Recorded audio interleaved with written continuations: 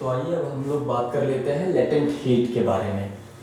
Latent heat अभी हमने देखा कि जो मैटर है वो अपने स्टेट कैसे चेंज कर लेता है। तो हमने देखा था कि मैटर अपनी स्टेट दो फैक्टर्स पर चेंज करता है, टेम्परेचर और प्रेशर के चेंज होने पर। ठीक है, तो यानी कि टेम्परेचर चेंज होने पर वो अपनी स्टेट चेंज करता है।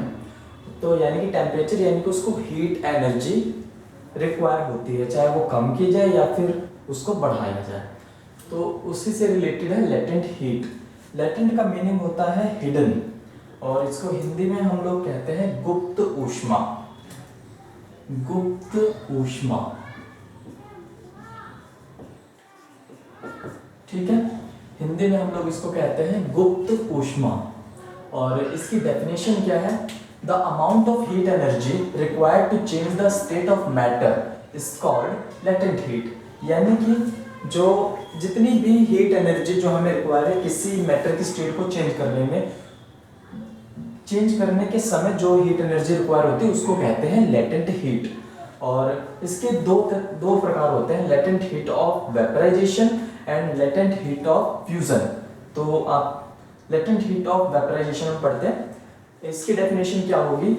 The amount of heat energy required to change 1 kg of liquid 1 kg of liquid into gas at atmospheric pressure is called latent heat of vaporisation. Okay, यानी कि 1 किलोग्राम लिक्विड द्रव को किसमें, गैस में convert करने के लिए जितनी जो हमें हीट एनर्जी यानी कि ऊष्मीय ऊर्जा की जो आवश्यकता होती है उसको हम लोग क्या कहते हैं? Latent heat of vaporisation. और हिंदी में इसको हम लोग क्या बोलेंगे? वाष्पीकरण की गुप्त ऊष्मा। ठीक है, तो इसको आप हिंदी में भी लिख सकते हैं कि 1 किलोग्राम द्रव को गैस में परिवर्तित करने के लिए वायुमंडलीय दाब पर जितनी ऊष्मीय ऊर्जा की आवश्यकता होती है उसको वाष्पीकरण की गुप्त ऊष्मा कहते हैं। और इसी तरह हमारे पास दूसरी चीज होती है latent heat of fusion. Latent heat of fusion, latent heat of fusion. तो इसकी डेफिनेशन क्या हो जाएगी? लेटेंट हीट ऑफ वेपराइजेशन में क्या था कि 1 kg लिक्विड को गैस में कन्वर्ट करना था।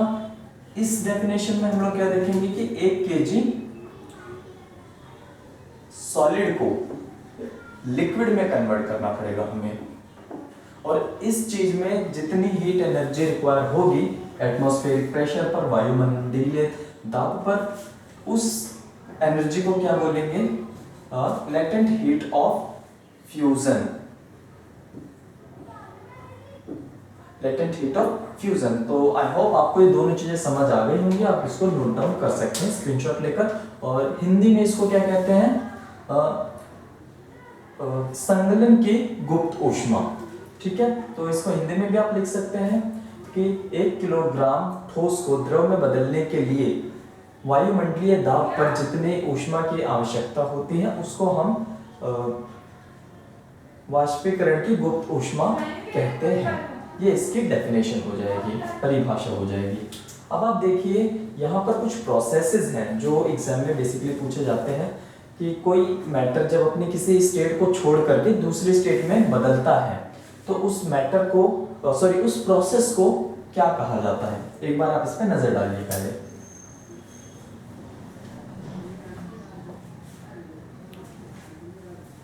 तो जैसा आपने देखा होगा यहाँ पर 3 स्टेट होते हैं मैटर की, सॉलिड, लिक्विड, गैस।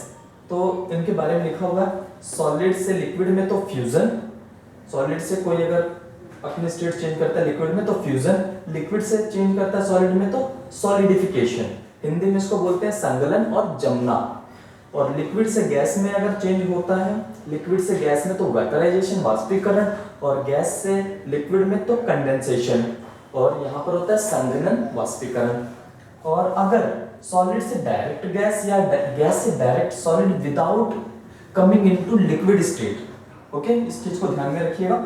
तो उस प्रोसेस को कहते हैं सब्लिमेशन, या हिंदी में ऊर्ध्वपातन जब कोई वस्तु, जब ठोस वस्तु डायरेक्ट गैस में बदले या गैस से डायरेक्ट ठोस में बदले। ठीक है, इन दोनों ही तरह के प्रोसेस को क्या बोला जाता है, ऊर्ध्वपातन। और ये एग्जाम में जरूर पूछा जाता है कि व्हाट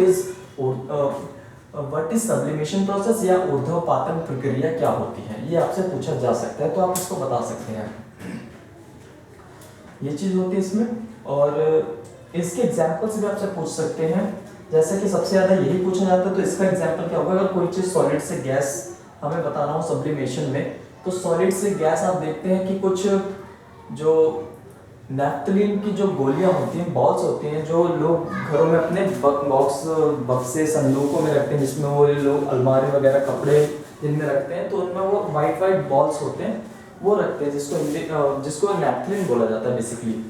तो वो डायरेक्ट क्या होता है कि वो डायरेक्ट सॉलिड से गैस में उड़ जाता है, कुछ समय बाद देखते हैं कि वो वहां नहीं होता जहाँ पे वो रखा जाता है, क्योंकि वो गैस में कन्वर्ट हो चुका होता है। इसी तरह आप देखेंगे कि जैसे इंसेंस स्टिक्स होती हैं, अगरबत्तियां होती हैं, उसको जलाते हैं तो वो सॉलिड होती है, लेकिन वो बाद में गैस में कन्वर्ट हो जाती है। तो ये चीज होती है।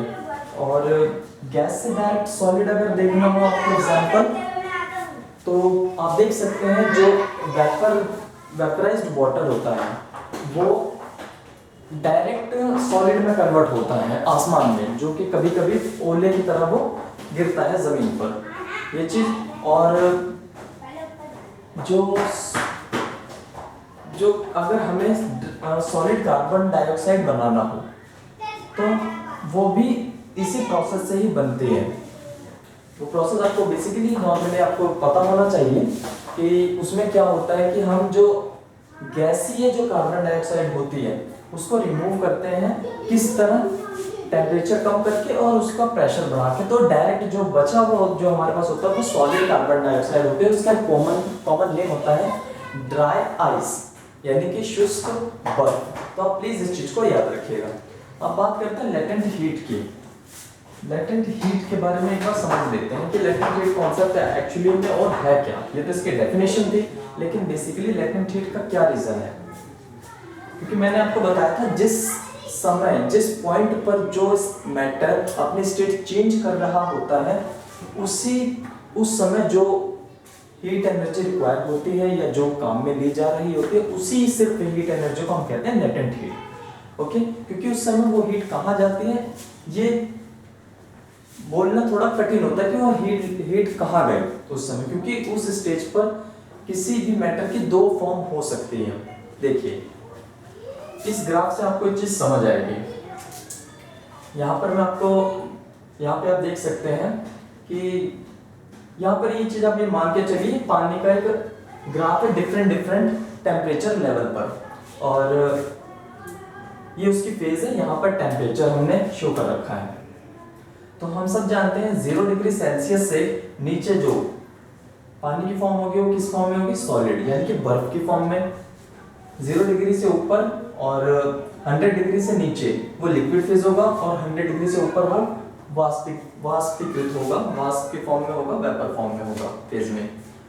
तो अब देखिए आप ये जो स्लोप आपको दिख रहा है अपवर्ड डायरेक्शन में, लेकिन बीच में यहाँ पर जो है फ्लैट लाइन है, फ्लैट लाइन आपको यहाँ पे दिख रही है।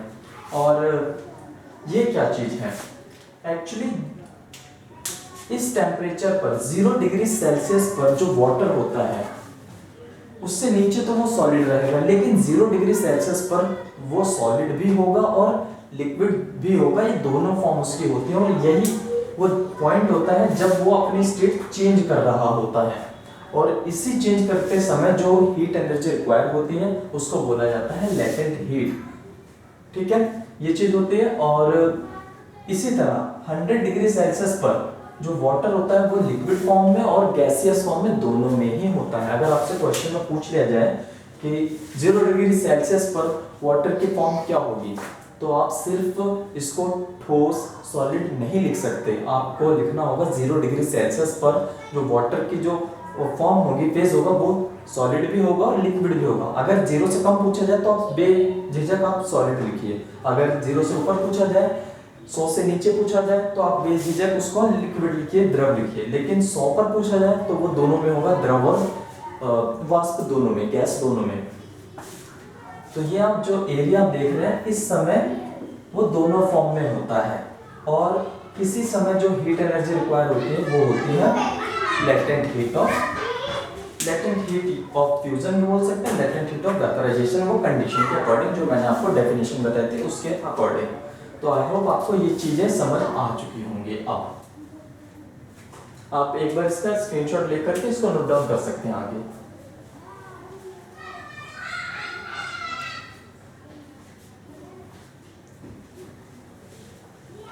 तो आई होप आपने कर लिया होगा। हम अब इसके आगे एवेपोरेशन के बारे में पढ़ते हैं, वाष्पीकरण के बारे में।